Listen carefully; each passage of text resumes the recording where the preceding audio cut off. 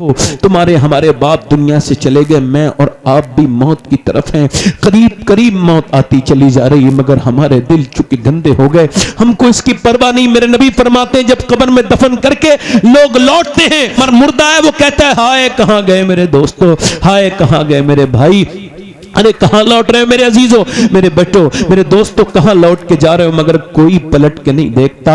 मेरे आका फरमाते हैं अगर मुर्दे की आवाज में इतना दर्द होता है, इतना दर्द से वो देखता है कि पहले जब उसके ऊपर तख्ते रखे गए, फिर उसके ऊपर मिट्टी रखी गई, है कितने अंधेरे में मेरे और आपके रिश्तेदार सो गए, और कितने लोग मरेंगे जो तौबा करेंगे हम, बोलो और कितने जनाजे उठेंगे, बोलिए बताइए और कितने शोर उठेंगे तो आप और मैं तौबा करेंगे के अंदर वो अंधेरी कब्र में जब उठता है तो कहता है मेरा दोस्त कहां जा रहे हैं, मेरे भाई, मेरे बेटे कहां जा रहे हैं, मेरे बच्चे, मेरे दोस्तों। मुर्दा जब कहता है तो वो आवाज आती है, वो कहते हैं कोई आवाज नहीं सुनता। हुजूर फरमाते हैं अगर सुन लेना जिंदा तो वो अपनी जिंदगियों पर रोएंगे, इसके मुर्दा होने पर नहीं रोएंगे, इसकी मौत पर नहीं, अपनी जिंदगियों पर रोकर वो जंगलों में चले जाएंगे उसकी आवाज सुन करके।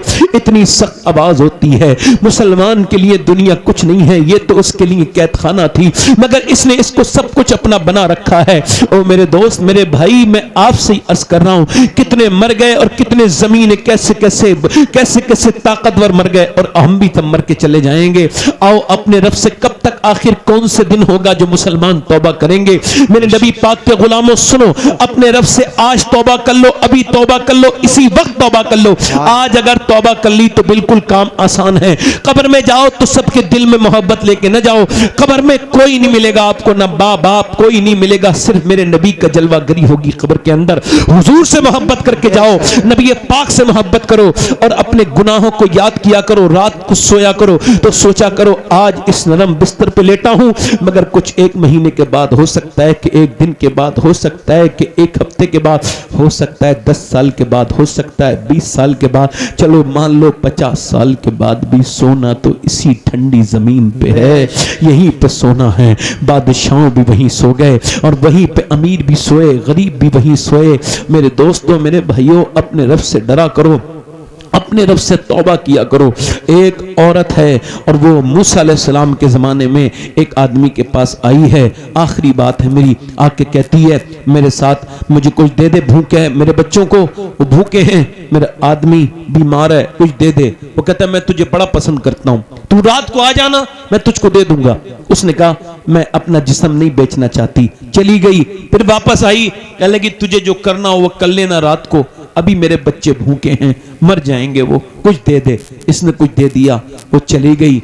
ये रात को फिर आई इसके पास, इसने इसको कमरे में बिठाला, करीब गया, इसके जब जिस्म पे हाथ लगाया, रोने लगी। कहा क्यों रोती है? कहा पैसे नहीं मिले? कहा पैसा सब कुछ नहीं होता है। कहा फिर? कहा बात यह है कि जब मैं सजदा करती हूँ तब भी अल्लाह मुझे देखता है, और जब मैं अपना जिस्म बेच रही हूँ तब भी मुझे मेरा रब देख रहा है। मैं उससे यही कह रही हूँ मेरे मालिक मुझे माफ कर देना, अगर मैं मजबूर न होती और मेरे बच्चे भूखे न होते तो कभी ये बुरा काम न करती। ये कह के वो रोने लगी और ऐसी कांप के, ऐसी सिसक के रोई, ऐसी कांपी, अल्लाह का करम हुआ, उसका दिल धुल गया। वो जो आदमी था बोला जा मैं तुझे अपनी बहन बनाता हूं, तूने मेरी आंखें खोल दी, मैं ऐसी तेरे साथ जुल्म कर रहा हूं और तुझ पर कितना परेशानी है, फिर भी अल्लाह से डर रही है।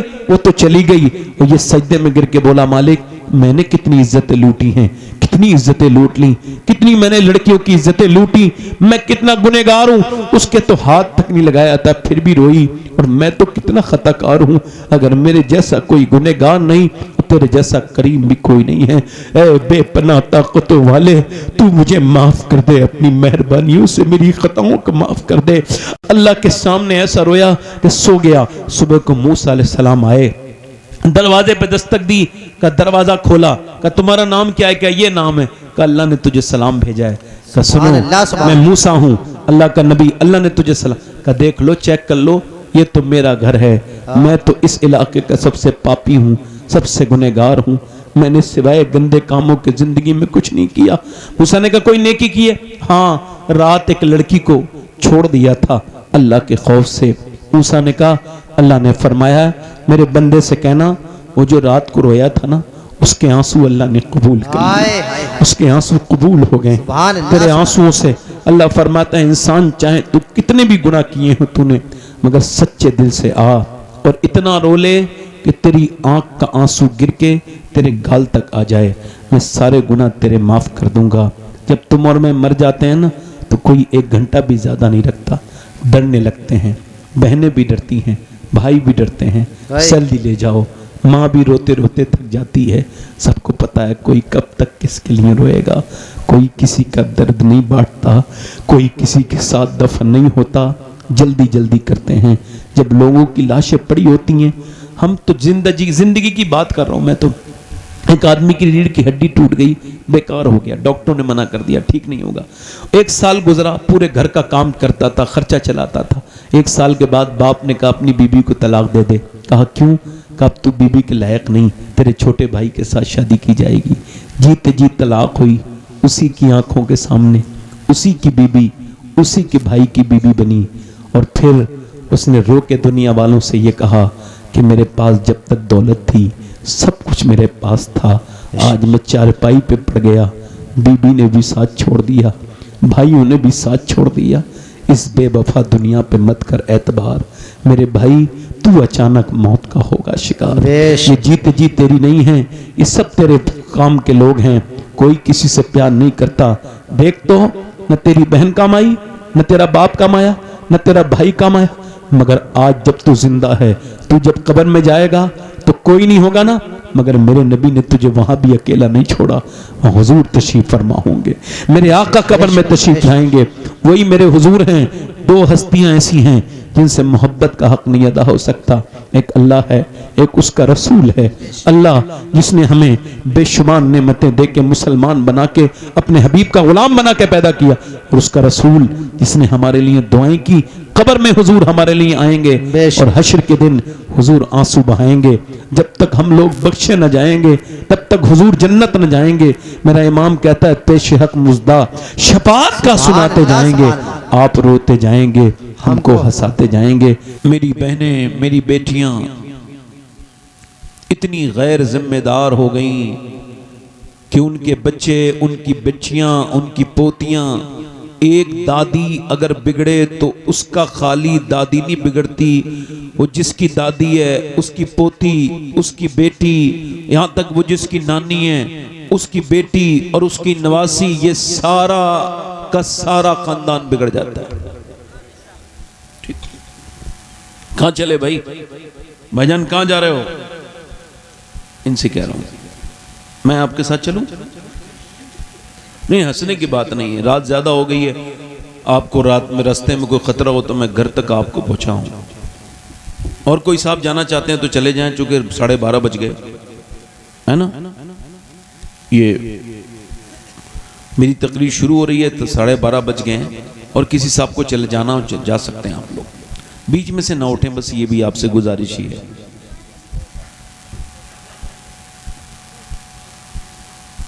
जिसको भी दीन अल्लाह ने दिया या जिसको भी मिला आम लोगों में, वो उनको उनके घर से मिला। जिसका घर दीन नहीं दे पाया उसका बच्चा बड़ा पढ़ लिख गया मगर दीन उसको नहीं मिला, क्योंकि दीन की एक डेफिनेशन है। कुरान ये कहता है इन्नमा यख्शल्लाह मिन इबादिहिल उलमा, जो इल्म वाले हैं वो मुझसे डरते हैं। यानी जो डरता नहीं है वो पढ़ा लिखा तो हो सकता है मगर आलिम नहीं है।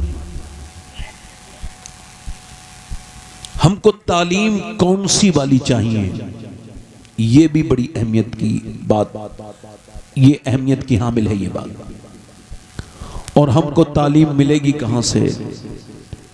ये स्कूलों कॉलेजों में तो पढ़ाई हम पूरी करते हैं, असल तालीम तो माँ बाप अपने बच्चों को देते हैं। ठीक है, अब मेरी बात को सुनिए, अगर एक औरत की तब्दील होने से सिर्फ उस पे फर्क पड़ता तो इस्लाम औरतों पर इतना ध्यान नहीं देता, मगर मेरे नबी एक हफ्ते में 3 तकरीर करते हैं, उसमें एक तकरीर मर्दों के लिए करते हैं और 2 आपके बयान सिर्फ औरतों के लिए होते थे। औरतों के लिए इतना जरूरी था दीन। अब जरा तवज्जो करो, एक औरत, पहले लोग कहते थे रिश्ता बाद में देखेंगे, पहले नानी देखेंगे। अब बताइए, नानी नवाजी से शादी करनी है बेटे की, नानी को देखो, नानी नेक होगी तो नवासी भी नेक होगी। बोलो ऐसा पहले रिवाज था कि नहीं था? अब तो खैर नहीं देखते, अब देखते हैं कहाँ नोट ज्यादा मिलेंगे, कहाँ पैसे ज्यादा मिलेंगे। अब तो लड़की जाहिल है, बदतमीज है, बेगैरत है, बेशरम है, सारे ऐप पैसे में ठुक गए, पैसे में ढक गए, और बाद में उसी बहू का रोना, इधर रोया जा रहा है, उधर रोया जा रहा है। उससे कहा जा रहा है कि भाई गाड़ी वाली बहू देखो, कोई कार देने वाली लड़की मिल जाए। मगर मियां कार वाली तो मिलेगी, मगर वो नहीं मिलेगी जो घर को चलाए, क्योंकि घर को चलाने वाली में और कार वाली में थोड़ा फर्क है। अब जरा तवज्जो करो, पहले लोग कहते थे कि नानी तक देखो, अगर नानी नेक होगी तो नवासी भी नेक होगी।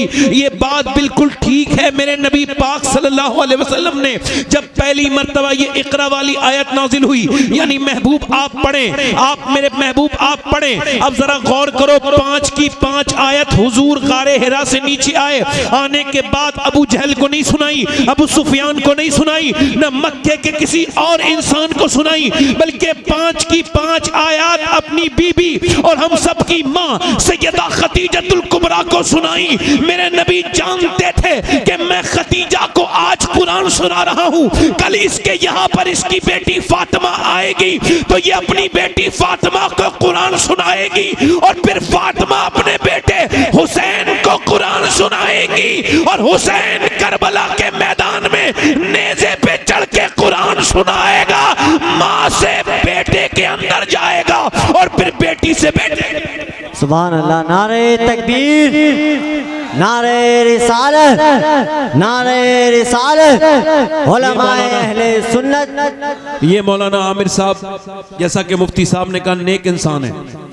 ये हमारे शायर इस्लाम शफीक रजा साहब। अब मेरी तरफ तवज्जो करो, जरा गौर करो, पहले क्या देखते थे लोग? क्या देखते थे? नानी। बोल के तो सुनो यार, क्या देखो? अगर ठीक है नानी तो अच्छी चलेगी कहानी, अगर नानी खराब है इसका मतलब पहले को अपने बच्चों की आखिरत की फिक्र थी। अब लोग कहते हैं नानी देखो, मैंने कहा इस्लाम भी कहता है नानी देखो, नानी इस्लाम दिखाता है। नानी को देखना है तो मक्के की उस खदीजतुल कुबरा को देखो कि जिसने अपना सब कुछ नबी के नाम पे लुटाकर, अपने आप सब कुछ लुटाकर फाके किए। नानी देखनी है तो मक्के की खदीजतुल कुबरा देखो, और अगर माँ देखनी है तो मदीने की सैयदा फातिमा ज़हरा देखो, और अगर नवासी देखनी है तो ज़ैनब की, करबला की ज़ैनब कुबरा देखो। वाह अल्लाह, सुभान अल्लाह। इस्लाम कहता है, तवज्जो करो, थोड़ी देर बैठे रहो, इंशाल्लाह और समझ में आ जाएगी बात। आप जब मेरी लोग इंटरनेट पे तकरीर सुनते हैं तो कहते हैं इतनी जोर से ये मौलाना क्यों बोलते हैं, बातें तो ठीक करते हैं मगर जोर से क्यों बोलते हैं। मैं कह लगा हम जिस महफिल में तकरीरें करते हैं वहाँ हल्के कोई बोलता है उसे मानते ही नहीं है लोग, वरना हमें क्या जरूरत है भाई अपने आप को इतनी अजियत में डालने की। मगर ये तो डिमांड के ऊपर मामला है। जैसा हमारे बुजुर्गों ने ये रास्ते हमवार किए हैं उसी पे हम चलना पड़ रहा है। जैसे हमारे बुजुर्ग खुतबा जोर जोर से बोल के तकरीरें करते थे, हमको भी करनी पड़ रही हैं। थोड़ी बहुत हमने बदली हैं अपने हिसाब से, मगर ज्यादा नहीं बदल पाए। थोड़ा सा उनका है, थोड़ा सा हमारा है। तवज्जो है कि नहीं? पुरानी यादगार भी इसमें है। अब मैं आपसे अर्ज कर रहा हूं कि माए नेक तो बच्चे नेक, माए तो करती हैं अपने बच्चों को आबाद। अब आप बताओ, ये बच्चे रोए, भैंस का बच्चा नहीं रोता, बकरी का बच्चा नहीं रोता, पैदा होती अम्मी को पहचान लेता है, दूध पीने चला जाता है अम्मी के पास, जाता है कि नहीं जाता है? मगर इंसान का बच्चा रोता है, क्यों? उसको प्यार चाहिए। इको कम करो भाई, इको तवज्जो करो। और ये मेरी जो बहनें हैं इंशाल्लाह समझ जाएंगी मेरी बात को जो मैं कह रहा हूँ। ये जरा गौर से सुनना, इको कम करें भाई, बस इसका आवाज साफ करें, इको कम कर दें, बहुत अच्छा माइक है आपका। अब मेरी बात सुनिए आप, इसका मतलब ये है कि बच्चा अपनी मां को तलब कर रहा है, ये बच्चे जो क्रिमिनल बने, डाकू, डकैत, सप्पाक, कातिल, रेजन, ये दादा, इनके बारे में रिसर्च हुआ। ये बच्चे कौन हैं? कई ये वो बच्चे हैं जो रोते रहते थे और इनके माँ बाप इनको उठाते नहीं थे गोद में, तो इनको प्यार मिला नहीं। तो ये प्यार अब लोगों को, अब कोई कहता है डाकू रहम करो, वो कि ये क्या होता है, मेरे अब्बा ने नहीं किया। बच्चा रोता है, जब वो सिसके तो उसे जरूर गले लगाओ। अगर मां उस पे जुल्म, मगर अगर मां उस पे गुस्सा कर रही है तो बाप को चाहिए कि प्यार दे, और अगर बाप गुस्सा कर रहा है तो चाहिए कि मां को प्यार दे। वरना अगर वो ऐसे ही रोते रोते सो गया तो उसके दिल में ये बात जुल्म की तरह बैठ जाती है और उसके अंदर ये बात जुल्म के साथ पैदा हो जाती है। इसको मैं नहीं कह रहा हूं, इसको रिसर्च करने वाले इसको मुहक्किक कहते हैं। अब मेरी बात पे गौर कीजिए। बच्चा रोया, बच्चा अपनी मां का कुर्ब चाहता था, मगर मां ने मोबाइल उठा के सीधा सा फार्मूला दे दिया। अब बच्चे ने मोबाइल लिया, लग तो गया मोबाइल में, मगर इसके जो असरात मेरी बहनों ने समझे भी नहीं थे वो भी होने लगे। अब देखो, अभी जो बच्चे पैदा हुए हैं, जब ये 10 साल के 15 साल के हों, ये अपने माँ बाप को पहचानेंगे तक नहीं। लिख लेना मेरी बात को। चूंकि बच्चे, ये जो औरतें अपने बच्चों को रोने पर मोबाइल देती हैं, ये मोबाइल नहीं दे रही हैं।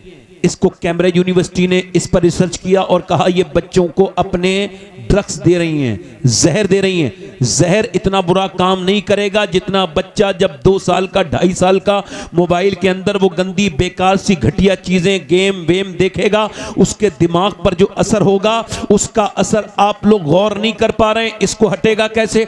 अम्मी अब्बा तो खुद मोबाइल नहीं छोड़ रहे हैं। बाप शाम को आता है, अपने बाप अपने मोबाइल में लग जाता है। अरे तेरे पास अल्लाह ने ये बच्चे दिए, औलाद दिए, इससे खेल। ये मोबाइल तो जगह जगह मिल जाएंगे। जिनके पास औलाद नहीं है उनसे पूछ। अच्छा, जिनके औलाद है उनसे पूछ। जब बच्चे, अब बाप आता है घर में और जब बाप घुसता है तो बाप को, जब बाप अब्बा अब्बा या पापा पापा कह के बच्चे जब अपने बाप से चिपटते हैं, चाहे कितना भी थकावा हो, कितना भी टेंशन में हो, अपने बच्चों का प्यार देख के बच्चे बाप सब कुछ भूल जाता है। मगर तूने तो यहां भी आके यूट्यूब चलाया, यहां भी इंस्टाग्राम चलाया, तूने तो यहां भी तू बच्चों को समझा ही नहीं। ना तू समझा, ना तेरी वो जाहिल बीबी समझी। उसने पूरे दिन अपने बच्चों पर ध्यान नहीं दिया, वो भी मोबाइल चलाती रही, तू भी। अभी कुछ दिनों पहले क्या हुआ कि यहां पर कर्नाटका में अपने बच्चे, एक बच्चा पागल हो गया, मुसलमान बच्चा था। जब वो पागल हो गया, उसका डॉक्टर ने चेकअप किया तो वो उससे पूछा तेरी बाप कहां है, तेरा बाप कहां है और तेरी मां कहां है? कहने लगा मेरा मोबाइल के अंदर बाप है, इस गेम के अंदर,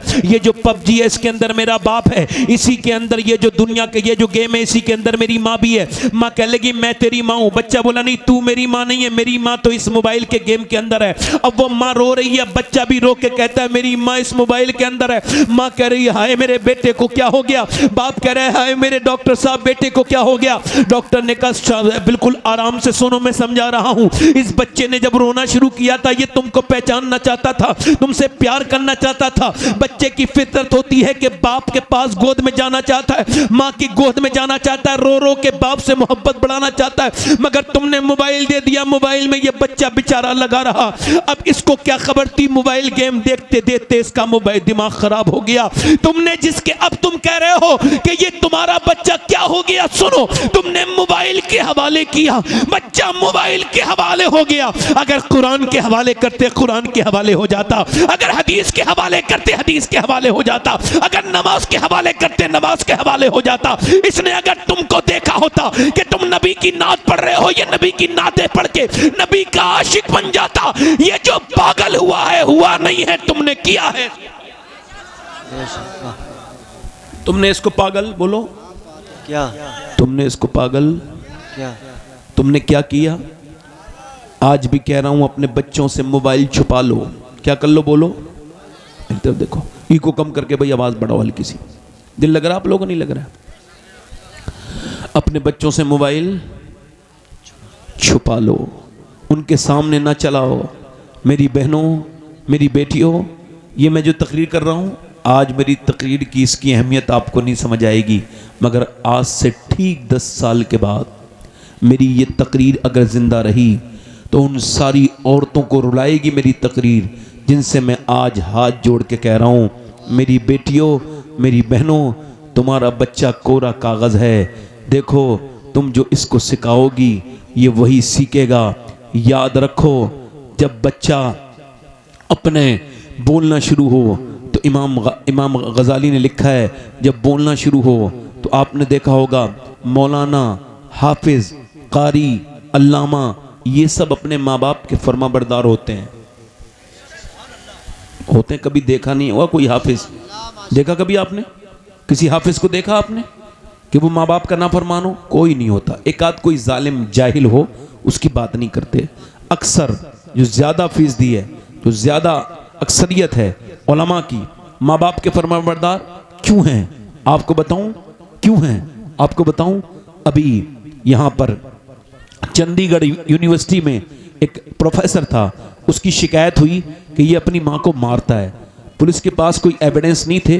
पुलिस ने एक कैमरा लगाया, जूम करके उसके घर में पता लगा कि वो अपनी माँ को, 80 साल की बूढ़ी माँ को मारता है और उसकी बीवी मारती है और उसके मुंह में खून निकल जाता है। तोड़ ताड़ ताड़ मारता है, बहुत बुरा मारता है। माँ गिर गई, फिर मारा, दोनों मार रहे थे। वीडियो वायरल हुई। कोई ये कह सकता है वो जाहिल था? उसकी बीबी भी पढ़ाती थी, वो भी पढ़ाता था। ये लेक्चरर, इसकी बीबी प्रोफेसर। अब मुझे आप बताओ, प्रोफेसर लेक्चरर माँ को मार रहा है, कोई कह सकता है जाहिल है? नहीं नहीं, वो सारी तालीमें जानता है, फिजिक्स, केमिस्ट्री, मैथमेटिक्स सब कुछ जानता है। मगर दुनिया की सारी यूनिवर्सिटियां ये सब तो सिखाती हैं, केमिस्ट्री पढ़ाती हैं, फिजिक्स पढ़ाती हैं, बायोलॉजी पढ़ाती हैं, मगर दुनिया की कोई भी यूनिवर्सिटी माँ बाप का एहतराम नहीं पढ़ाती। माँ बाप का एहतराम सिर्फ मेरे नबी का कुरान पढ़ाता है, मेरे नबी की हदीस पढ़ाती है। सुभान अल्लाह, सुभान अल्लाह, जिंदाबाद। मेरे नबी का कुरान पढ़ाता है, हदीस पढ़ाती है। और कौन पढ़ाता है? मेरे नबी ने फरमाया, मेरे हुजूर ने फरमाया। जरा जोर से तो बोलो सुभान अल्लाह। हर बच्चा अपने बाप का राज। मौला कायनात मौला अली फरमाते हैं, अपने बच्चों के सामने जोर से ना बोलो। कैसे? अच्छा, ये बच्चे जो गाली बकना सीखते हैं, ये कहां से सीखते हैं? है ना? इसका मतलब कुछ लोग खानदानी बदतमीज होते हैं, है ना? यानी ये कैसे बदतमीज है? अब्बा की वजह से। इनका अब्बा अपने अब्बा की वजह से, और उनका अब्बा अपने अब्बा की वजह से। जैसे शराफत खानदानों में होती है, ऐसे ही जहालत भी खानदानों में। अब मेरी बात पे तवज्जो करो। ये तो आपने देखा कि माँ ने अपने बच्चों को नहीं समझाया, माँ ने अपने बच्चों को नहीं सिखाया, बाप ने अपने बच्चों को नहीं सिखाया। मगर जिन माओं ने सिखाया उनका भी अंजाम देख लो। ये दिल्ली है, दिल्ली में एक बच्चा है, वो बच्चा सैयद है, और वो भी हुसैनी सैयद है, आम बच्चा नहीं है। मगर उसकी माँ ने, उसके बाप ने मशवरा किया, बच्चे को अल्लाह की मोहब्बत सिखानी है। माँ ने अपने शौहर से कहा, आपकी इजाजत हो, एक तरकीब है मेरे पास। माँ ने कहा ठीक। क्या बोला बाप ने? बोलो। उसने पूरी बताई बात, ऐसे ऐसे करूंगी। बाप ने इजाजत दे दी। अब जब वो मदरसे से पढ़ के आया बच्चा, तो उसकी माँ ने कहा, बेटे तुम 2 रकत नमाज पढ़ो, और नमाज पढ़ने के बाद तुम्हें रोटी मिलेगी। बोला अच्छा ठीक है। उसने 2 रकत नमाज पढ़ी, अंदर गया, रोटी पका के रख दी थी माँ ने गरम गरम। इसने खाई रोटी घी के साथ, और फिर सो गया। दोपहर में सोया। दूसरे दिन, तीसरे दिन ऐसे ही नमाज पढ़ता भूख में, और 2 रकत नमाज पढ़ने के बाद अंदर उसको एक रोटी मिलती, खा लेता। अल्लाह से मोहब्बत बढ़ती गई, शौक से नमाज पढ़ता गया। कुछ दिनों और बड़ा हो गया। एक दिन माँ किसी मरने में चली गई, और मौत से वो वापस ना आ पाई, देर हो गई। अब जब रास्ते में रोने लगी, मालिक मेरा बेटा दोपहर का वक्त आने वाला होगा, और अगर आके उसने नमाज पढ़ी और रोटी उसे वहीं न मिली तो मेरा राज खुल जाएगा कि मैंने झूठ उसकी वजह से बोला था कि तेरी मोहब्बत बढ़ जाए। तो मालिक मेरी झूठ को माफ कर दे, मैं लाज रख ले, मेरी इस माँ की लाज रख ले मेरे रब, मुझ पर अपना करम कर दे। अगर मेरे बेटे को रोटी न मिली तो उसका दिल टूट जाएगा। हाय कैसी माएँ थी पहले, अपने बच्चों को दीनदार बनाने के लिए क्या क्या करती थी। माँ अपने रब के सामने गिड़गिड़ा के रोने लगी, और जब माँ रोने के बाद घर पहुंची तो देखा बच्चा सो रहा है। बच्चे से बोली चल बेटे नमाज पढ़ ले और फिर तू रोटी खा लेना।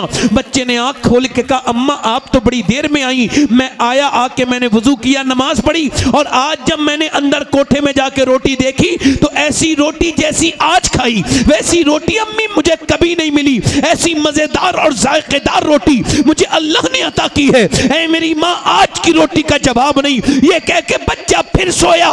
माँ ने अल्लाह का शुक्र अदा किया कि अल्लाह ने उसके बच्चे के लिए गैब से रोटी का इंतजाम कर दिया। वही बच्चा बड़ा हुआ, उसका नाम था कुतुबुद्दीन बख्तियार काकी।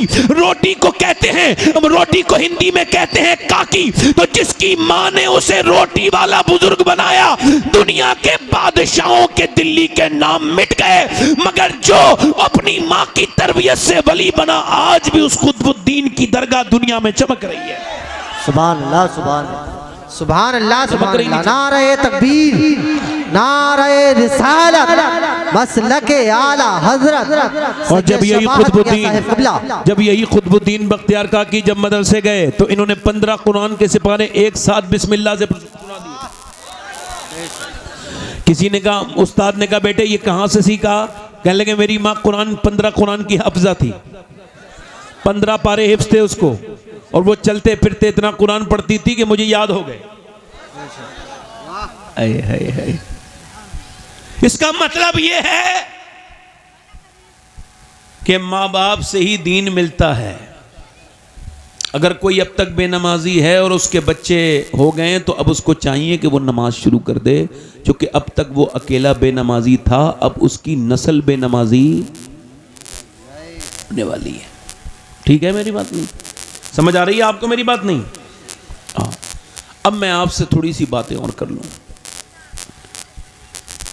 कुरान एक ऐसी किताब है, अल्लाह की किताब, अल्लाह का कलाम। इस किताब को जिसने भी छोड़ा मुसलमान ने वो बर्बाद हो गया। और इस वक्त में सबसे बड़ी तकलीफ यही है कि मियाँओं के ताबीज़ को तो तकरीबन अच्छे तरह से वो लगते हैं, मोम जामे, खुशबू, सब कुछ, और उसको जैसे वो कपड़े में कहेगा मियाँ वैसे में पहनेगी, और जैसा वो देगा वैसे ही में पहनेगी मेरी बहन। मगर वो कुरान जो मेरे नबी की लाए हैं, अल्लाह का कलाम है, उस कुरान पे गर्द जमी भी है, उसे कोई उठाने वाला भी नहीं मिल रहा। समझ आ रही है आपको? इलाज काहे से हो रहे हैं? इलाज देखो, एक बात बुरा ना मानना मेरी बात का, जब बीमार होते हैं तो सब नहीं मरते, कुछ ठीक भी हो जाते हैं। ऐसे ही अगर किसी मियाँ के तावीज़ से किसी को फ़ायदा हो गया तो इसका मतलब ये मैं समझना मियाँ के तावीज़ में कोई मामला है। अरे 100 जाते हैं तो 90 नहीं ठीक होते, 10 ठीक हो दुनिया में नाम करते हैं। तो धंधा है, कारोबार है। मेरी बात आपको बुरी लगे कोई मसला नहीं है। ये जो मियाँ लोग बैठे हैं सबको नहीं कह रहा हूँ, जो बुरे हैं उनको कह रहा हूँ। कुछ जिन्हें बुरा लगे, किसे कह रहा हूँ मैं? हाँ, उसे ही कह रहा हूँ। एक मियाँ थे, वो मुझसे नाराज़ हो गए, आपने मेरे खिलाफ तकरीर कर दी। मगर मैं तो आपको जानता भी नहीं। कहने लगे लोग मुझे ही देख रहे थे सब। मगर तो तुम अपनी आदतें सुधारो ना। वो उनके पास गए और जाके बोलो मियाँ कोई हमारी ये लिख दो तावीज़। वो औरत गई, मैं बड़ी परेशान हूँ। तो उसने कहा लाओ तुम्हारी फाल खोलता हूँ। उसने खोली और खोलने के बाद उसमें मिला क्या? कुछ भी नहीं मिला। मगर उन्होंने कह दिया तेरे ऊपर इसने जादू। औरत भी बेचारी इतनी बेवकूफ़ होती हैं कुछ औरतें, सबकी बात नहीं कर रहा हूँ, सारी औरतें भी मेरी बात का बुरा ना मान जाएं, मगर वो कुछ होती हैं बेवकूफ़, उसकी बात मान ली। इधर देखो, तवज्जो करो मेरी तरफ, गौर करो मेरी तरफ तवज्जो करो। अब वो कह रहा है साहब कि ये इस तरह से, एक हमारा दोस्त है, वो एक मियाँ के पास गया, कहने लगा मेरे नाना के बारे में देखो मियाँ क्या मामला है। कहने लगा तुम्हारे नाना की तबीयत ठीक नहीं है, उन पर जादू है। कहने लगा वो तो 2 साल पहले मर गए।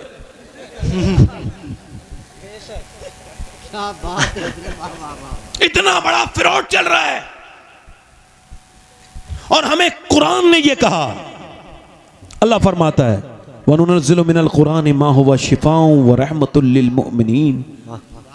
ये कुरान क्या है? शिफा है और रहमत है।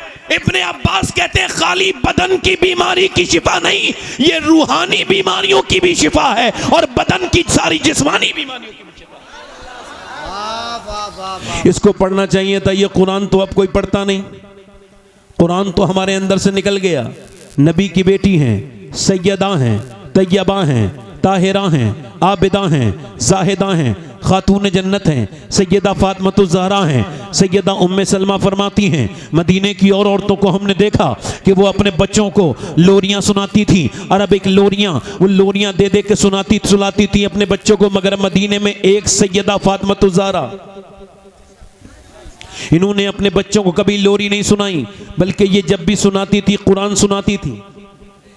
क्या सुनाती थी बोलो? ये कुरान सुनाती थी, कुरान की तिलावत सुनाती थी। इमाम हसन को कुरान की तिलावत सुना रही है, इमाम हुसैन को ये कुरान की तिलावत सुना रही हैं। अब ये जब चक्की चला रही हैं तब भी कुरान की तिलावत सुना रही हैं। अच्छा दो गौर करो, जरा तवज्जो करो। मौलाए कायनात मौला अली मुश्किल कुशा रदी अल्लाह तआला अन्हु एक दिन सैयदा खातून जन्नत के पास आए, आके बोले फातिमा ये बताओ, आप जरा ये बताइए, मैं ऐसा कुरान पढ़ता हूँ कि एक मैं अपना पाँव रखता हूँ, जरा तवज्जो करना। अब मेरी बात तवज्जो आपको समझ आ रही है? थोड़ी देर और बोलूँ या ख़त्म कर दूँ? दिल लग रहा आप लोगों को? नहीं लग रहा? लग रहा है माशा, लग रहा है। मैं वैसे आपसे पूछता रहूँगा ताकि आपको तकलीफ़ ना हो मेरी वजह से। मैं घड़ी भी देख रहा हूँ कि ज़्यादा लंबे मेरी तकरीर भी ना हो जाए। अब मैं अर्ज़ कर रहा हूँ आपसे। सैयदा उम्मे सलमा फरमाती हैं और औरतें अपने बच्चों को लोरियां सुनाती थी, मगर फातिमा ने कभी लोरी नहीं, हमेशा कुरान सुनाया। देखो कुरान अल्लाह की किताब, जो कुरान पढ़े, जो कुरान को अपने घर में तिलावत करवाए, जो खुद पढ़े। अच्छा आप में से इतने लोग ऐसे हैं सब कुछ जानते हैं, बोल बोल के सब कुछ निकाल लेते हैं। मोबाइल में सुबह को सूरह यासीन सुन लिया करो बोल के।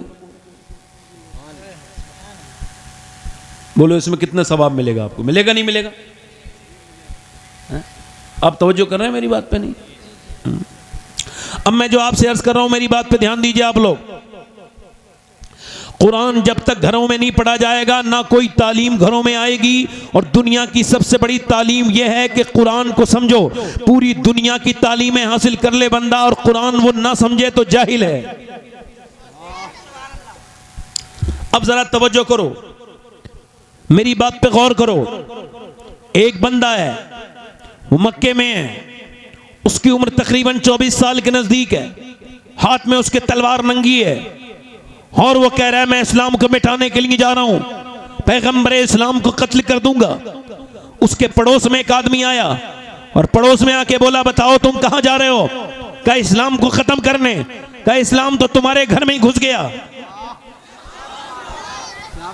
मतलब जो इस्लाम को खत्म करता है इस्लाम उसके घर में। कहा तेरे घर में इस्लाम, तेरी बहन इस्लाम ले आई और उमर तुम कहते हो इस्लाम को मिटा दोगे, इस्लाम तो तुम्हारे बहनोई के दिल में घुस गया। उमर फारूक आजम रज़ी अल्लाह तआला अन्हु बोले, हालत कुफ्र में है उस वक्त तक, कहने लगे ऐसा हो नहीं सकता, गजा चेक कर लो अपनी बहन के घर। जब बहन के घर की तरफ गए तो कुरान की आवाज आ रही थी, कोई कुरान पढ़ने वाला कुरान पढ़ रहा था। उमर ने जाकर के दरवाजे पे आवाज दी, बहनोई ने दरवाजा खोला और जैसे ही दरवाजा खोला बहन इन्होंने कहा तुमने क्या इस्लाम कबूल किया है? कहा। एक जोर से घूसा मुक्का मुंह पे मारा, बहनोई जमीन पे गिर गए। उमर फारूक आजम रज़ी अल्लाह तआला अन्हु ने फिर और मुक्के पे दर पे 1 2 3 4 इतने मुक्के मारे कि बहनोई का मुंह पूरा फट गया, बिल्कुल मौत के नजदीक चला गया बहनोई। तो बहन आगे बढ़ के बोली क्या मुझे बेवा करेगा? क्या मैं तेरी सगी बहन नहीं हूं? तो फिर बहनोई को जोड़ के जन्नाटेदार हाथ अपनी बहन के मुंह पे मारा, जन्नाटेदार हाथ मारा, बहन जमीन पे गिर गई और घूंसे मारे और बहन के मारता गया, यहां तक के इतना मारा उमर फारूक आजम ने के मुंह में से खून निकलने लगा और बहन बिल्कुल निढाल होकर जमीन पे गिर गई। जब देखा कि ये उठ नहीं रही है तो फिर बहन से बोले बता इस्लाम छोड़ेगी? तो बहन शेरनी की तरह उठ के पलटी और बोली उमर तू जिस खत्ताब का बेटा है मैं उस खत्ताब की बेटी हूं। तूने जिस माँ का दूध पिया है मैंने भी उसी माँ का दूध पिया है। मैं अपनी जान तो दे सकती हूं मगर मुस्तफा का दिया हुआ ईमान नहीं दे सकती। सुभान अल्लाह, सुभान अल्लाह। मुस्तफा का दिया हुआ ईमान, जल्दी बोलो, मुस्तफा का दिया हुआ ईमान नहीं दे सकती। उमर बोले ये इतनी हिम्मत तुझे कहां से आ गई? कह लगी ये हिम्मत मुझे कुरान से आई है। कहां से आई है बोलो, जल्दी बोलो, कहां से आई? हाँ, कहां चले भैया? बैठ जाओ यार, बैठ के सुन लो थोड़ी देर, हम भी थोड़ी देर सुना रहे हैं भाई आपको। रात तो आपने काफ़ी कर दी, 1 बज गया, थोड़ी देर और बोल लूँ भाई? अच्छा, आने जाने वाले लोगों से पहले कहा था चले जाओ, बीच में से कहा था ना पहले, और किसी साहब को जाना हो चले जाओ। ऐसे दिल नहीं लगता भाई, मैं बड़ा वैसा इंसान हूँ बेकार सा। 10 बार कोई उठेगा, 10 बार मेरी तकरीर ख़राब होगी। किसी को मेरी तकरीर ख़राब करानी है, वो उठने लगे बीच में से, बस भूल जाता हूँ मैं तो सोच रहा हूँ बड़ी दिल से मैं बोल रहा हूँ, तो ये लोग सुन क्यों नहीं रहे?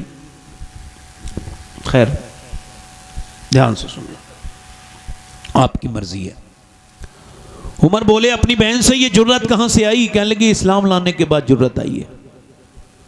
उमर बोले वो कुरान ज़रा मुझे भी तो सुना दे, मैं भी तो पढ़ के देखूं।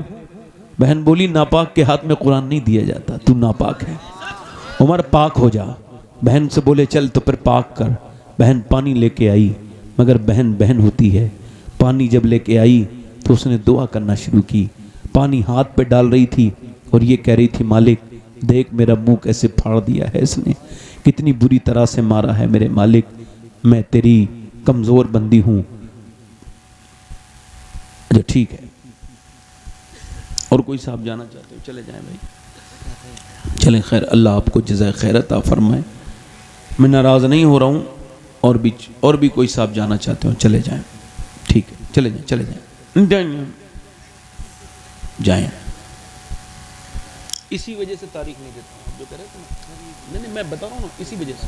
और नहीं होता ऐसा, और कहीं मेरे साथ ऐसा नहीं होता है। इसी वजह से सिर्फ उन लोगों को जो लोग संजीदा बातें सुनना पसंद करते हो उनके पास जाना चाहिए आदमी। ज़िंदगी अपनी ख़राब नहीं करनी चाहिए। पुलिस का क्या मामला है इसमें?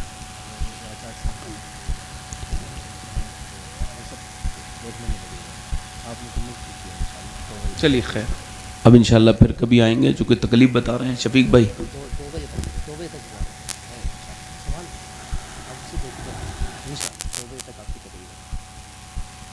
खैर चलिए कोई बात नहीं।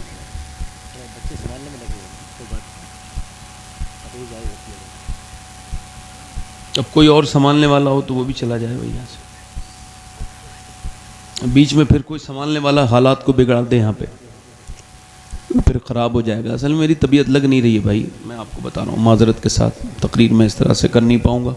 और कोई साहब हैं उनसे गुजारिश करता हूँ कि वो संभालने, नहीं आप ना करें, जो संभालने वाले हैं वो चले जाएँ बस।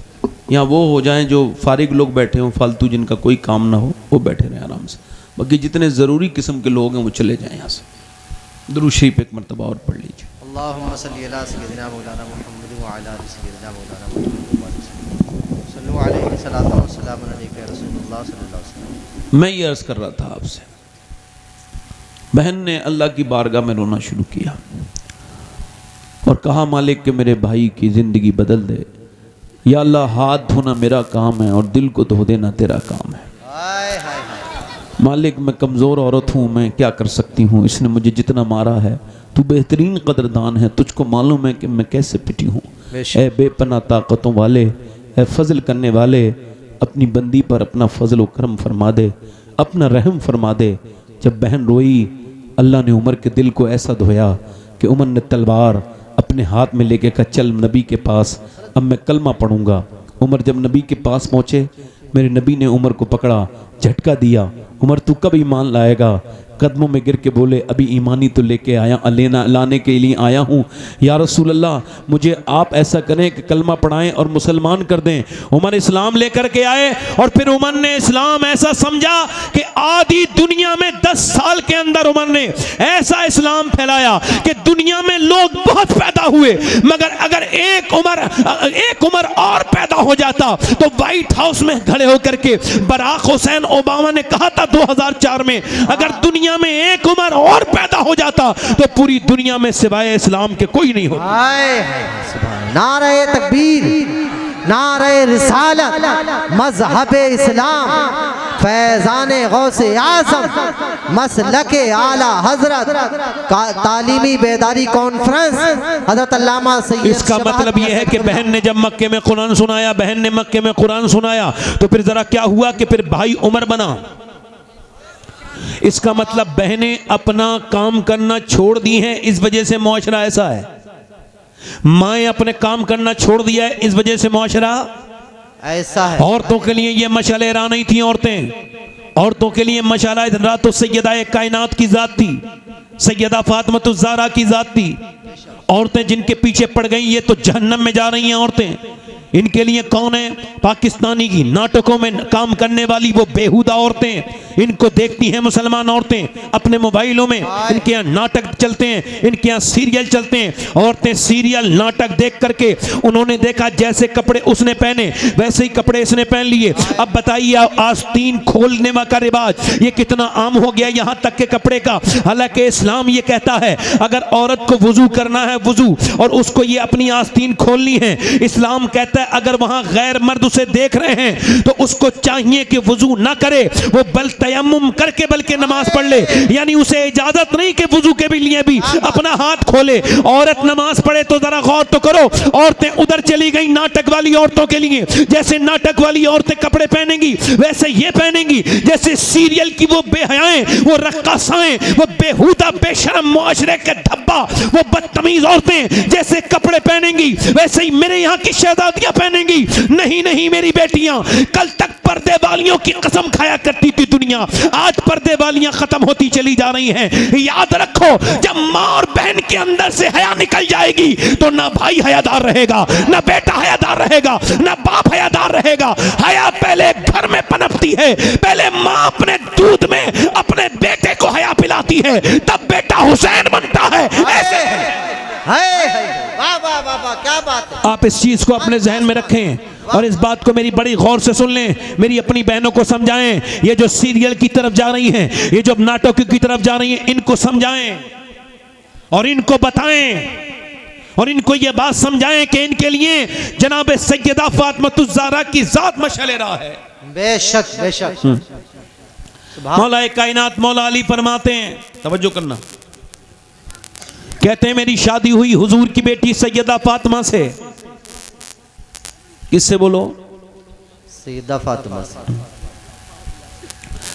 कहते हैं हुजूर ने अपनी बेटी को रुखसत किया, मैं अपने घर में आया, मेरी बीबी मेरे घर में थी। कहते हैं मैंने अपनी बीबी को देखा, मैंने रोने लगा तो मुझे देख के वो बोली आप रोते क्यों हैं, क्या आपको मेरे साथ निकाह मंजूर नहीं था? तो मौला अली कहते हैं कैसी बात करती हो फातिमा, का फिर आप रोते क्यों हैं? तो फरमाने लगे मौला अली, ऐ मेरी फातिमा, बात यह है कि कितनी भी गरीब की लड़की की शादी हो, एक दो जोड़ी कपड़े वो पहन लेती है, उसको दुल्हन का जोड़ा तो ठीक ठाक मिल ही जाता है। एक तो मैं आपके सब्र पे रो रहा हूँ और दूसरा अपने नबी ने जो मेरे नबी ने जो तुम्हारी तरबियत की है उस पे मुझे रोना आ रहा है कि दोनों आलम के मालिक व मुख्तार की बेटी है और उसके जिस्म पर जो कपड़े की चादर शादी वाले दिन पड़ी है उसमें 17 पैमद लगे हुए हैं, मगर हुजूर की बेटी को कोई अफसोस नहीं है, कोई उसके चेहरे पे शिकन नहीं है।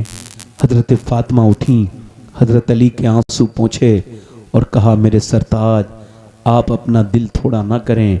मेरे अब्बा फरमाते हैं फातिमा अल्लाह कपड़ों से राज़ी नहीं होता, अल्लाह तो पर्दे से राज़ी होता है, सजदे से राज़ी होता है। सुभान। अब बताइए आप, न कोई बेटी अब गरीब की लेने के लिए तैयार है और न कोई अपने बाप अपनी बेटी की शादी में कम खर्चा करने पे मजबूर है, बेचारा उसको भी खर्चा करना पड़ता है। क्या करें, मुआशरा ऐसा है। मगर ये बताइए आप सब बेटी वाले हो, हम सब बहने वाले हैं। मौला कायनात मौला अली फरमाते हैं रदी अल्लाह तआला अन्हु, कहते हैं मौला अली एक दिन नबी मेरे घर आए और कहा फातिमा चलो मैं तुम्हें बुलाने आया हूं। सुभान। एक दीवार बीच में है, कितनी दीवार बीच में हुजूर के घर में, और फिर बुलाने आए हैं नबी अपनी बेटी को, फातिमा चलो मैं आपको बुलाने आया हूं, अब्बा आप तशरीफ रखें।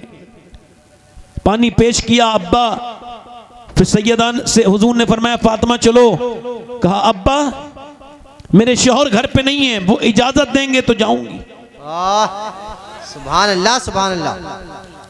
अब आप मुझे बताओ, आजकल जो तलाक़ें हो रही हैं, आजकल जो घर घर झगड़े हैं, उसमें दोनों तरफ की गलतियां हैं। मैं एक को नहीं कहूँगा, इसमें बाप की भी गलती है कि वो अपनी बेटी पे बेवजह बेटी को अपने उसके घर में इंटरफेयर करता है। मेरे नबी को नाराज़ हो जाना चाहिए था। फातिमा, अली कौन होते हैं? अली मेरा ग़ुलाम है, मेरा कलमा पढ़ता है, मैंने उसको पढ़ा लिखाया, मेरे पास मैंने उसको पाला है, अली के साथ मैंने तेरी शादी की है, चल मैं अली से बात कर लूँगा, चल तू मेरे साथ। यही तो कहना चाहिए था, मगर नहीं, मेरे नबी बैठ गए, बाप बेटी बातें करने लगे, मौला अली का इंतजार होने लगा। अली कुछ देर के बाद आए, नबी ने फरमाया, अली आ गए? या रसूलल्लाह हाजिर। कहा, अली मैं फातिमा को बुलाने आया था, मैंने इनसे कहा कि चलो मेरे साथ, तो फातिमा ने मुझसे कहा, मेरे सरताज मेरे अली नहीं है अब्बा, अगर वो आ जाएंगे अब्बा मेरे सरताज तब जाऊंगी, उनके हुक्म के बगैर नहीं जाऊंगी। मेरे नबी पाक ने अपनी बेटी का पाशानी चूमी और ये नहीं कहा बेटी चल, बल्कि कहा फातिमा तुझे आज भी अपने अब्बा की तालीम याद है, तू अपने बाप की बात को भूली नहीं। ए अली, इन्होंने कह दिया अली आएंगे। अली अंदर गए कमरे में फातिमा तो ज़हरा को लेके, ए फातिमा तुमने ये क्या कर दिया? मेरे नबी ने कहा तुम तब नहीं गई? अर्ज़ की मेरे सरताज, अगर मैं चली जाती तो इससे मेरे अब्बा नाराज हो जाते। मेरे अब्बा नहीं तो फरमाया था अली के बगैर कहे तुम किसी के साथ न जाना फातिमा। मैं अपने अब्बा वाह वाह वाह, सुभान अल्लाह सुभान अल्लाह सुभान अल्लाह, जिंदाबाद माशाअल्लाह। मैं अपने अब्बा की फरमा बरदारी कर रही है। वाह, मैं अपने अब्बा की बात मान रही थी मेरे सरताज। आज मेरी बहनें, मेरी बेटियां, और मैं आपसे कह रहा हूं ये बातें अपनी बीबियों को मत बताना। ये हदीस ना, ये हदीस बीबी को बताओगी तो वो गुस्से में उल्टा चलेगी, उसके मिजाज में इस बात को तस्लीम करना नहीं है, उल्टी सीधी बातें करेगी। ये बात अपनी बहन को बताना, अपनी बेटी को बताना, ताकि तुम्हारी बेटी जाके किसी का घर बना दे, तुम्हारी बहन जाके किसी का घर बना दे। तवज्जो करना मेरी बात पर।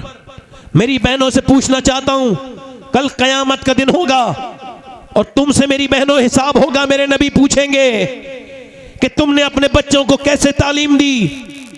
है मेरी बेटियों, तुम्हें तो मेरे नबी ने ये तालीम दी, दुनिया का कोई मजहब वो हक नहीं दे सकता जो नबी ने दिया, और आज नहीं 1400 बरस पहले दिया। अल्लाह के रसूल सल्लल्लाहु अलैहि वसल्लम ने फरमाया कि औरतें उल्टी पसली से पैदा हुई हैं, बाईं पसली से, इन्हें सीधा करोगे तो ये टूट जाएंगी। फिर क्या करें या रसूल अल्लाह? उनसे निभा कर लेना, उनसे निभाना, उनकी बुरी बातों को बर्दाश्त कर लेना। पूरी दुनिया का कौन कहता है कि बुरी बातों को बर्दाश्त करना? मेरे नबी ने फरमाया बर्दाश्त करना। और जो अपनी बीबी की सख्ती पर बर्दाश्त करेगा, अल्लाह उसे क़यामत के दिन अय्यूब अलैहिस्सलाम के साथ उठाएगा, उनके सब्र का बदला अता करेगा। मेरे दोस्त, मेरी बहन, मैं तुझसे कहता हूं, बता तुझे किसने ये हक दिए थे मेरे नबी के अलावा? मगर मेरी बहन, तूने तो उसको समझा ही नहीं, तूने तो मेरी बहन मेरी बेटी इसको नहीं समझा, और तू चली गई किस तरफ? तू चली गई अंग्रेज लिबास की तरफ, तू चली गई अंग्रेजों के तरीके की तरफ। तेरे घर से कुरान निकल गया। तू चाहे कैसे ही कुरान पढ़ती है, मगर सुबह को पढ़ा कर, अपने कुरान को मत तर्क कर। मेरी बहन, मेरी बेटी, किसी मियाँ के ताबीज़ से तेरे घर में बरकत नहीं आएगी। जब तू कुरान पढ़ेगी तब तेरे घर में बरकत आएगी। मेरी तरफ ध्यान दें और मेरी तरफ गौर करें। मेरी बेटियां हैं, आज इस गांव में ये बात अपनी मैं तकरीर की आखिरी कह के जा रहा हूं कि क़यामत का दिन होगा और नबी की बेटी भी होगी और तुम भी होगी, और तुम्हारी अलमानियां भरी भी कपड़ों की। और नबी की बेटी ने अगर तुमसे पूछा, बताओ कि एक दिन नबी पाक सल्लल्लाहु अलैहि वसल्लम अपनी बेटी के घर पे गए, आवाज़ दी फातिमा अंदर आ जाऊं? अंदर से आवाज़ आई, जी अब्बा, अगर तन्हा हैं तो तशरीफ लाएं। अब्बा तन्हा? मौला अली ने, मेरे आका फरमाते हैं, फातिमा मेरे साथ इमरान आए हैं, एक सरदार थे अरब के, वो आए हैं। हुजूर ने फरमाया, तो सैयदा ने अर्ज़ की, अब्बा उन्हें न लाएं। फातिमा क्यों न लाऊं उन्हें? अब्बा उन्हें न लाएं। फातिमा क्यों न लाऊं? अंदर से आवाज़ आई, अब्बा आपकी बेटी के पास इतने कपड़े तो नहीं है वो किसी गैर मर्द के सामने जा सके, उसके एक जोड़ी में पैमद लग चुके हैं। मेरे नबी पाक ने अंदर चादर भिजवाई और अंदर गए। वैसे बेटियां बाप को देख के पहले ज़माने में रोने लगती थीं, बाप आया है देखने, मेरा भाई आया है बुलाने। अपने मैकों से बड़ा प्यार होता है, बेटियों को कभी भूलती नहीं, मरते मर जाती हैं मगर मैके को नहीं भूलती। अपने घर की बादशाहत में उन्हें उतना मज़ा नहीं आता जितना अपने बाप की फ़कीरी में उनको मज़ा आता है। मेरे नबी पाक ने अपनी बेटी से पूछा, मेरी फातिमा क्या हुआ है मेरी लाडली, तेरे चेहरे पर बड़ा गमगीन है चेहरा, चेहरा पीला भी होता है, चेहरे में गड्ढे भी पड़े हैं चेहरे में, क्या बात है मेरी सैयदा। अब्बा कोई और बात तो नहीं, बस एक बात यह है कि अल्लाह का शुक्र है। और फातिमा बताना।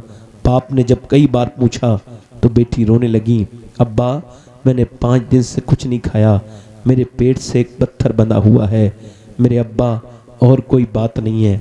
नबी आगे बढ़े, पेशानी को चूमा, कहा फातिमा आज 5 दिन से कुछ नहीं खाया है, तेरे बाप ने 9 दिन से कुछ नहीं खाया, मेरे पेट से 2 पत्थर बंधे हुए हैं। अल्लाहु अकबर। सजनुल मोमिनीन है ये दुनिया और जन्नतुल काफिर है ये दुनिया। मेरी फातिमा ये मोमिनीन के लिए तो ये कैद खाना है और ये जन्नत है काफिर के लिए।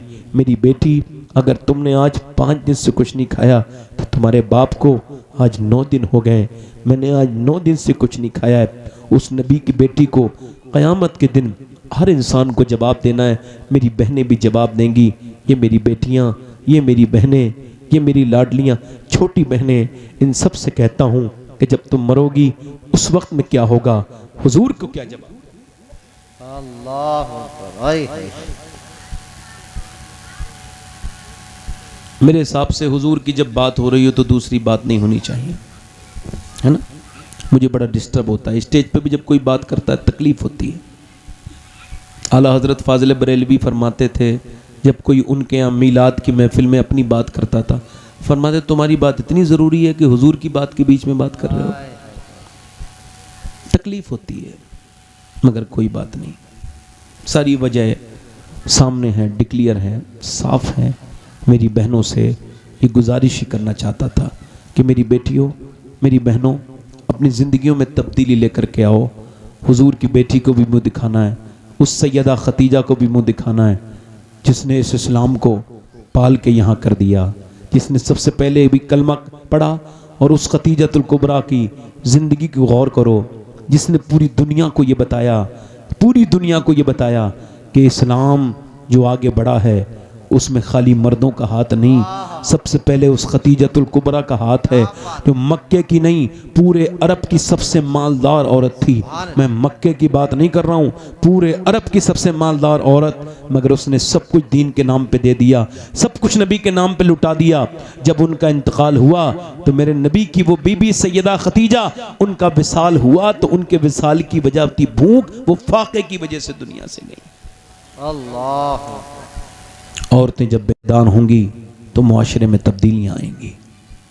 मेरी बहनें अगर आज ही कुरान पढ़ना शुरू करेंगी, कल को उनके बच्चों के अंदर तब्दीलियाँ आएंगी। सुभान अल्लाह। और अपने भाइयों से भी मैं गुजारिश करता हूँ कि अपने बच्चों को लेकर के आओ, उनको खुदा के वास्ते कुरान पढ़ाओ, उनको फिर नबी पाक सल्लल्लाहु अलैहि वसल्लम का फरमान पढ़ाओ। अपने बच्चों को हुजूर से मोहब्बत करना सिखाओ, नबी से मोहब्बत करना सिखाओ। अगर नबी से मोहब्बत करना आप लोग नहीं सिखाओगे तो याद रखो फिर कोई फ़ायदा नहीं। हुजूर से मोहब्बत है कि मोहम्मद से वफा तूने तो हम तेरे हैं, ये जहाँ चीज़ है क्या लौह कलम तेरे हैं, होना ये फूल तो बुलबुल का तरन्नुम भी ना हो, होना ये साकी तो फिर मैं भी ना हो तुम भी ना हो, बज़ में तौहीद भी ना हो मैं भी ना हो तुम भी ना हो। आला फरमाते हैं वो जो न थे तो कुछ न था और वो जो ना हो तो कुछ ना हो, जान है वो जहान की, जान है तो जहान है। बेशक बेशक सुभान अल्लाह। आपको अपने नबी से मोहब्बत करनी है। और आखिरी बातें मेरी जो अब मेरी आखिरी तकरीर को पहुंच रही हैं, आपसे यही कहूँगा मेरे दोस्तों कि अपने बच्चों को खुदा के वास्ते जल्दी से दीन सिखाओ, उनके सामने गाने ना गाओ, उनके सामने नाच गाने की बातें ना करो, उनके सामने मोबाइल पे कोई गंदा तस्वीर ना देखो। तुम जैसा देखोगे वो भी वही देखेंगे। तुम उनको मना नहीं कर सकते हो। अगर आप खुद गाना देखते हो तो बच्चों को कभी मना नहीं कर पाओगे, और अगर खुद गाना नहीं देखोगे तो बच्चे तुम्हें देख के गाना बदल देंगे। मेरे अब्बा गाना ना देखते हैं, क्योंकि बच्चे वो नहीं करते जो आप कहते हैं, बच्चे वही करते हैं जो आप करते हैं। आप नमाज पढ़ेंगे नहीं तो आपका मुंह कैसे मुंह से कहेंगे नमाज पढ़ो? वो कहेंगे अब्बा आप तो खुद नहीं पढ़ते, हमसे क्या कह रहे हो? मगर अगर वो आप नमाज पढ़ेंगे तो इंशाल्लाह वो खुद ही पढ़ना शुरू हो जाएंगे, आपको उनसे कहना भी नहीं पड़ेगा। ये अपनी जिंदगी में तब्दीली लेकर के आइए। यही तब्दीलियों से माहौल बनता है। तकरीरें तो हजार होती रहे, फिर भी अगर इंसान के जहन पे ये बात ना बैठे तो फिर उसको क्या फायदा होगा? ये बात मैं आपसे अर्ज करता हूं मेरे दोस्तों और मेरी बहनों और मेरे भाइयों, छोटे बच्चों, सबसे कह रहा हूं, अपने रब से डरना शुरू करो। मुआशरे में ऐसे हालात है दुनिया में कि दुनिया इस्लाम को मिटाना चाहती है, मगर मुसलमानों की आंखें नहीं खुल रही हैं। वो अपने तरफ हैं, उनकी अपना एक माइंड सेट है।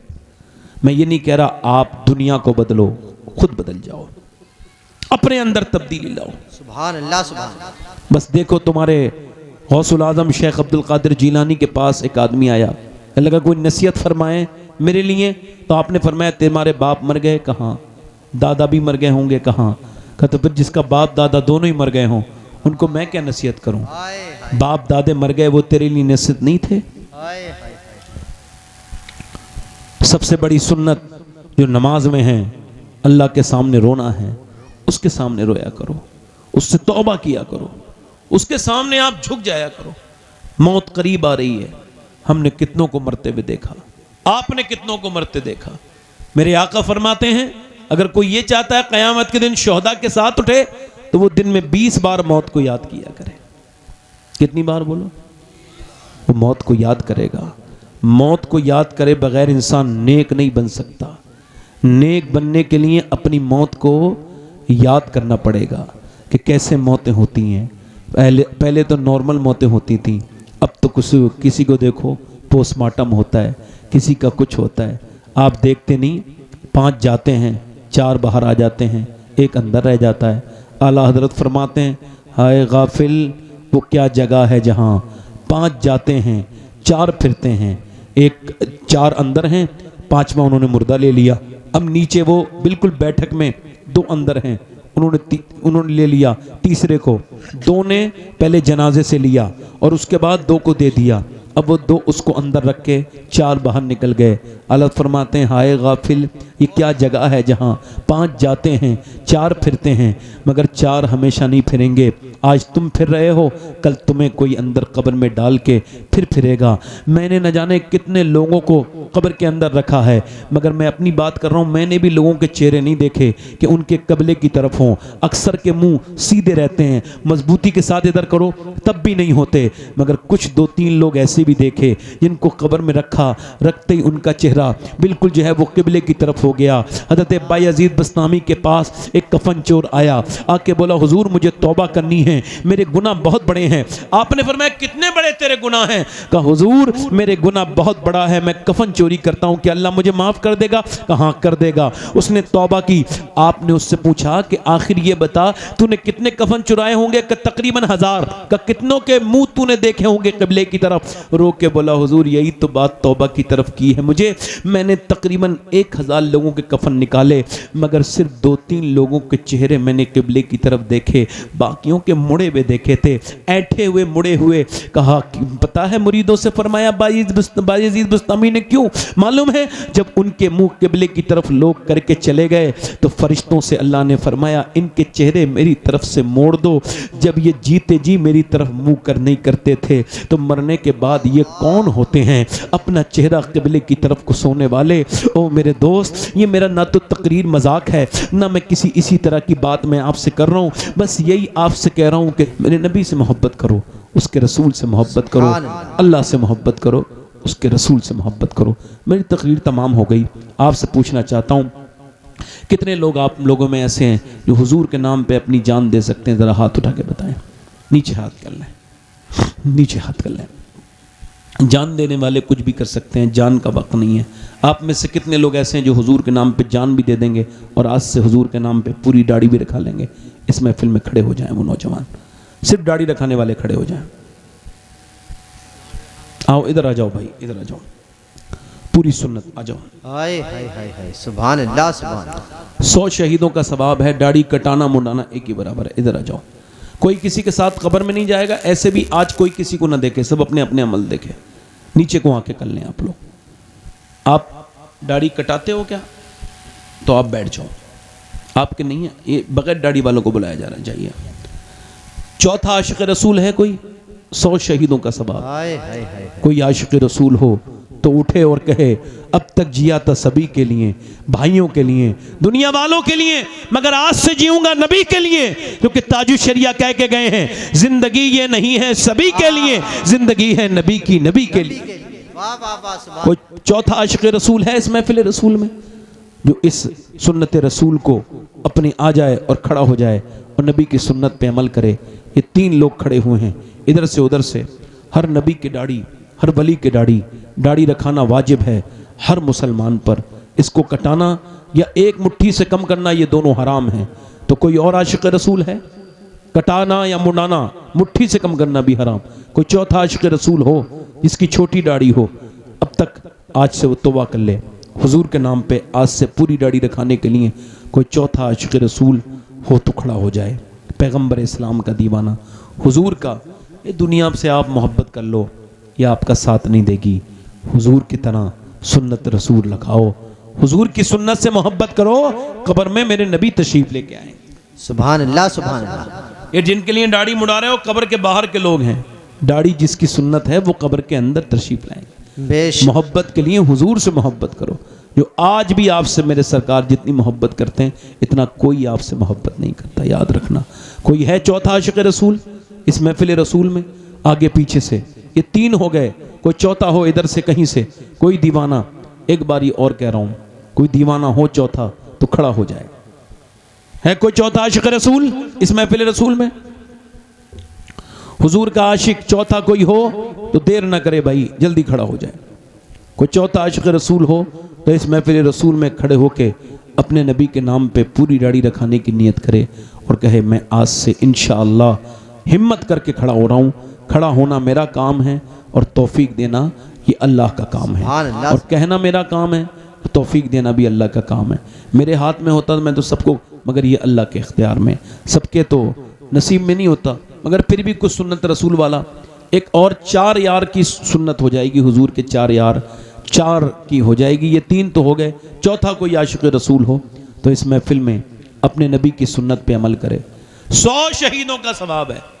कितने शहीदों का बोलो? 100 शहीद। कोई लड़का समझ रहा हो शादी नहीं होगी, अच्छी लड़की से शादी करनी है तो शादी से पहले दाढ़ी रखाओ, क्योंकि कोई भी खराब बेहुदा बेशरम लड़की दाढ़ी वाले को पसंद नहीं करती। दाढ़ी वाले को वही पसंद करती है जिसे आमना का लाल पसंद हो, नबी की शरीयत पसंद हो। बेशक बेशक। है कोई चौथा आशिक रसूल इस महफिल रसूल में? कोई एक दीवाना और हुजूर के नाम का? देखो मैं कोई आपसे कोई नाउम्मीद नहीं, आज नहीं रखाओगे कल रखाओगे भाई। जरा नम हो तो ये मिट्टी बड़ी जरखेज है साकी, ऐसा तो नहीं कि आपसे मैं नाउम्मीद हो रहा हूं। फिर भी चौथा कोई आशिक रसूल हो तो खड़ा हो जाए अपने नबी के नाम पर। आजा बेटे आजा। कोई इस बच्चे को देख के मजाक ना उड़ाए, ये मोहब्बत का मामला है। पुराने लोग बैठे हैं काफी, मैंने देखा है काफी पुराने। अब देख तो लो, ये आज हुजूर के नाम पे खड़े हुए हैं, इनकी जिंदगियों में तब्दीलियां देखना। मेरे सरकार अपने आशिकों को ऐसे अकेला नहीं छोड़ते, मेरे नबी साथ देते हैं मेरे आका। सुभान अल्लाह। सुन्नत रसूल का मतलब ये आशिक रसूल बन गया बंदा। पंजतन पाक का मानने वाला कोई 5वां नौजवान हो तो आज हिम्मत करे, हौसला करे। ये है हिम्मत के काम। गाड़ियों में मुकाबला करते हो, मोबाइलों में मुकाबला करते हो, मुकाबला करना है तो नेकियों में मुकाबला करो। सुभान अल्लाह सुभान अल्लाह। सुन्नतों में मुकाबला करो। सुभान अल्लाह। कोई है 5वां आशिक रसूल जो अपने नबी की सुन्नत के लिए खड़ा हो जाए और अपने पैगंबर के नाम पर ये सुन्नत रसूल रखा ले? 5वां कोई हो तो एक नौजवान कोई और आ जाए। पंजतन पाक का, ये देखो 5 पंजतन पाक के मानने वाले 5, तो वो 5वां कोई आए आशिक रसूल।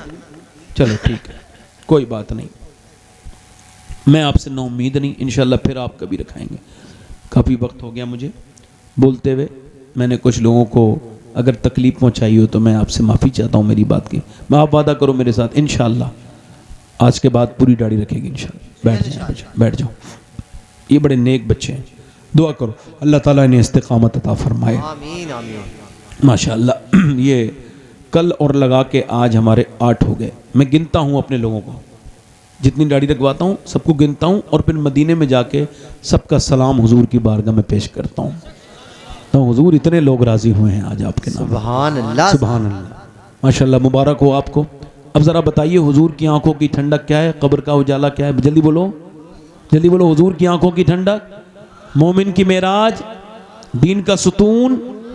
हुजूर ने फरमाया जो बेनमाजी है क़यामत के दिन फिरौन के साथ खड़ा होगा, नमरूद के साथ खड़ा होगा। बेनमाजी जब मरेगा उसको इतनी प्यास लगेगी 7 समंदर का पानी पी ले फिर भी उसकी प्यास नहीं बुझेगी, जो अपने रब के सामने नहीं झुकता। हाथ उठा के बताओ इंशाल्लाह नमाज पढ़ेंगे इंशाल्लाह, दोनों हाथ उठा के। अपनी बहन बेटी को पर्दे के लिए कहेंगे इंशाल्लाह, मसलके आला हदरत पे सख्ती से कायम रहेंगे इंशाल्लाह। और अपने बच्चों को पढ़ाइए। यहाँ मदरसा है कोई? ये हमारे मौलाना आमिर साहब हैं, इनका आप साथ दीजिए। यहाँ एक ऐसा मदरसा बनाइए जिसमें इंग्लिश और हिंदी के साथ साथ सबसे बड़ी तालीम अरबी भी पढ़ाई जाए। अब वो स्कूल मत खोलिए जिसमें खाली अरबी हो। अब अपने मदरसों को अपडेट कीजिए ताकि असली तालीम भी हो। और नौजवानों, इस वक्त में अगर आप उम्मत के लिए कुछ कर सकते हो तो अपनी अच्छी कमाइयों से स्कूल छोटे से खोलो, मगर खोलो। और घरों में चाहे तालीम, एक छोटा सा स्कूल, अपने बच्चों को हुजूर के बारे में बताओ, नबी के बारे में बताओ। मैं बता रहा हूँ आपको, बस हुजूर के बारे में आपका बच्चा समझ जाए, फिर उसकी तालीम सबसे अच्छी तालीम हो जाए। सुभान अल्लाह सुभान। किसको समझ जाए? आमना के लाल को। और वो ये समझ जाए कि मुझसे इतना प्यार कोई नहीं करता जितना मेरे हुजूर मुझसे करते हैं। क़यामत के दिन अल्लाह आपको अपने नबी का दीदार अता फरमाए, आप सबको मदीने की हाज़िरी अता करे। कोई मेरी बात बुरी लगी हो तो आप मुझे माफ़ कर दें हजरात, और मैं तौबा करता हूँ अस्तग़फिरुल्लाह रब्बी मिन कुल्लि ज़म्बिन व अतूबु इलैह। पढ़ लीजिए ला इलाहा इल्लल्लाह मुहम्मदुर रसूलुल्लाह। मेरी ज़िंदगी का मकसद तेरे दीन की सरफराजी, मैं इसीलिए मुसलमान, मैं इसीलिए नमाजी। इस्लाम जिंदाबाद, मसलके आला हज़रत पाइंदाबाद। वस्साबिक़ून अस्साबिक़ून उलाइकल मुक़र्रबून। सदक़ल्लाहुल अज़ीम व मा अलैना इल्लल बलाग़। अस्सलामु अलैकुम व रहमतुल्लाहि तआला व बरकातुहू। खड़े हो जाइए, सलातो सलाम।